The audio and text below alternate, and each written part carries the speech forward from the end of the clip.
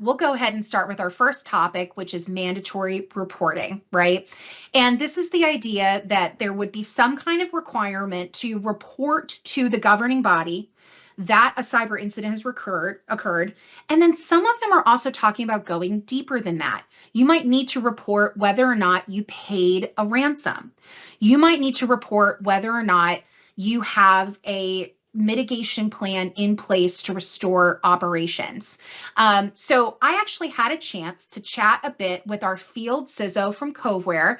And Coveware is an organization that Veeam acquired last year that is very specialized in incident response for organizations all around the world. So Ray Ummerly, good friend of the show, he's been on before. He's our field CISO, and I had a chance to chat with him a bit about this topic. And in particular, the first thing that we talked about was taking a look at, some of the common themes around these requirements, specifically building public-private partnerships. And Coveware has some pretty strong opinions about that, so I had a chat with him earlier. Let's go ahead and tune in to what Ray had to say. That's correct, Leah. When we look at public-private partnerships, they play a critical role in understanding the threat trends, strengthening defenses, as well as enabling our coordinated responses. And cyber incidents are an unfortunate reality, but timely, accurate reporting is really essential to mitigating that risk, not just for the individual organizations, but really for the broader ecosystem. And I think that's what a lot of these mandatory requirements are leaning towards.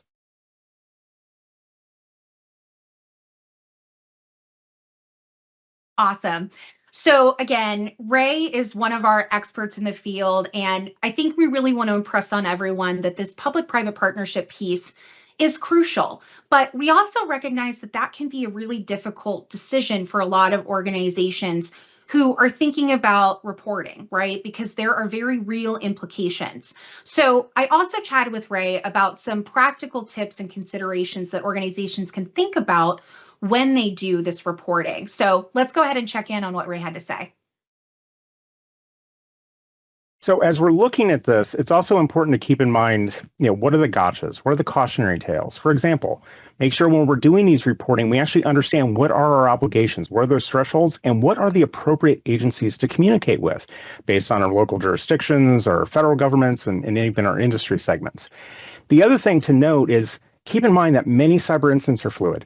What you know today and in this moment will change rapidly over the course of the next 12 to 24 to 36 hours.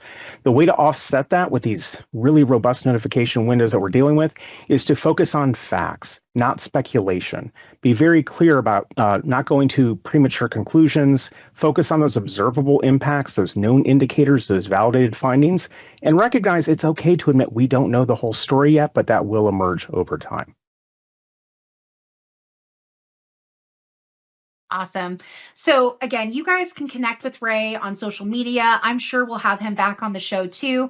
And if you have any questions for Ray directly about anything he just had to say, let us know in the comments section what you might want to know about. But in particular, we wanted to go ahead and pose another poll question for you all. Again, we're hoping to get a lot of community engagement here. We have to be sharing these best practices across organizations. So specifically, when I talked to Ray about what organizations are posed with, he said the biggest thing is concerns about doing it at all. So from your perspective, what concerns would your organization have about mandatory reporting requirements? For example, would your organization be worried about brand reputation, revenue impact? Let us know in the comments below and wherever you're tuning in from, because we'd really love to hear where some of these anxieties are coming from and how the Veeam community, us included, can help you all as an organization navigate that. So many of these things are changing rapidly. We all as an organization and as a community have to be sticking together. So on that front, Edwin, I know when we talked about this show and putting the whole structure together, mandatory reporting had to be that first step, right? Because bringing things out into the open is really what these organizations are trying to accomplish. Do you want to talk a bit about how you've been approaching this with customers you've worked with? Yeah, especially a few years ago, if there was like ransomware on their hands, they were all really skeptical and not telling anyone because it's like a little bit of the shame, but also don't tell anyone else. And what we found out with specific organizations, when they did tell and what happened, explained what happened to the audience and to their partners, everyone got that trust back in them much quicker than when they didn't tell anything. And it will also always come out, because if you don't tell the media, social, in a polite, but also in your words, what happened, some other people will think about and also will express what they think happened to you. So by educating the whole field and anyone around you, they can really be beneficial. Not in the first 48 hours. That's also what I say. Have a blackout on that one. Don't tell anyone, because you're still trying to fix things and make sure that blast radius isn't too big, and control that one. But after that, if you know what happened and you can get that out in the open, not in detail, because it could open up another attack to you, but if you can share information and what happened and how you mitigated that, that will restore trust. And people are like, okay, hold on, it can happen to anyone. They have it under control. They know how to fix it. But it also can help the rest of the industry and other organizations to think about, okay, hold on, we didn't think about that one, so let's dive in.